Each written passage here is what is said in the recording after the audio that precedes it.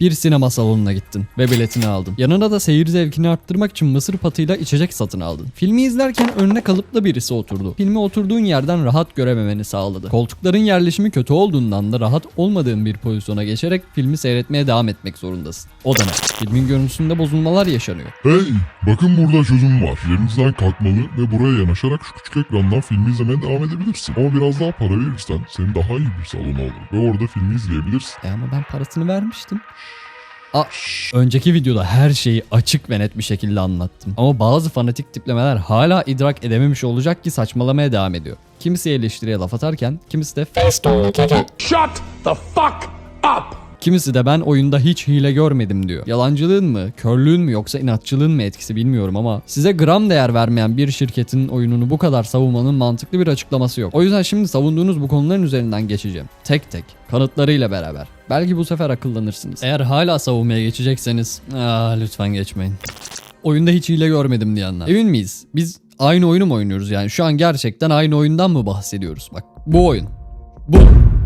Şu istatistiklere bir bak. SSG kullanımı yetenek grubu yükseldikçe nasıl deli dehşet oynanıyor. YouTube'da çekilen hile videolarına, ünlü kanalların çektiği hile yakalama videoları ve oyunu bıraktıklarını söylemeleri. Adam bana gelmiş diyor ki Faceit oynamayı denemelisin. Güzel yorumlarınız için teşekkür ederim. Kimisi beni tanımadığı için bilmediğimi düşünerek iyi niyetiyle öneride bulunmuş. Kimisi de ben ders almam, böyle giderim diye güldürmüş. Ama kimileri de kendini en akıllı, etrafındakileri cahil sanarak cevap vermiş. Videoda ne anlattığımı anlamayan ve benden çok zaman verdiği oyunda daha bilgi olması zaten doğal olur da oyuna başladıktan 4 sene sonra Faceistone'la level alıyorsun. Sen ne anlatıyorsun?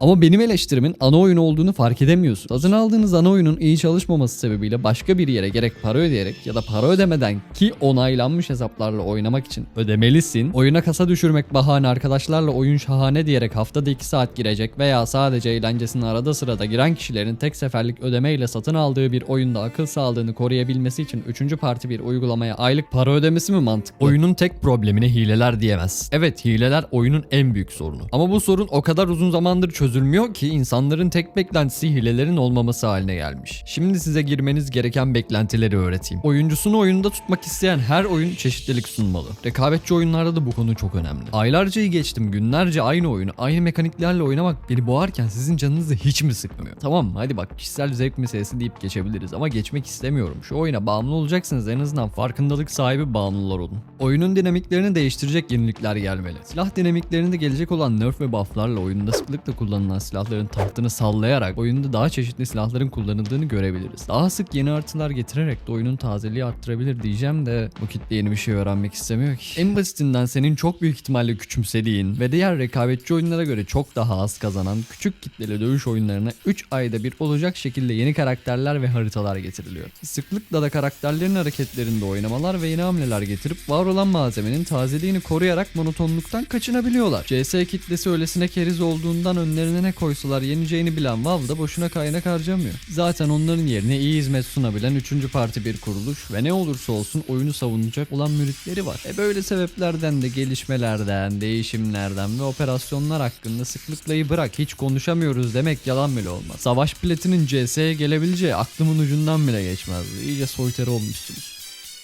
Oyuna 2. sezon geldi gelmesine de oyun hala aynı oyun.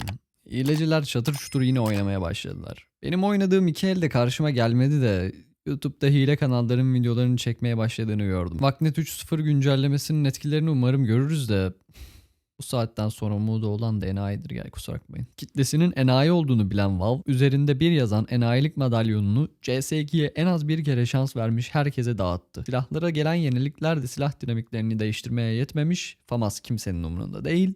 Oyunda sık kullanılan silahlar hala aynı silahlar. Yorumlara da hala bu oyunu savunmaya gelecekseniz de Ulan sen de siktir git amına koyayım. Söylediklerim kişisel beğeni içeren konular değil. Hepsi gerçekler. Ve ben bu konuda çok sıkıldım. CS2'den örnek verebileceğim bir video oyunu hakkında video yapana kadar keriz insanların yorumlarına cevap vermeyeceğim. Güzel argümanınla beraber de güzelce tartışmak istiyorsan lütfen yorum yap ve seninle tartışalım. Fikirlerini öğrenmek çok hoşuma gider.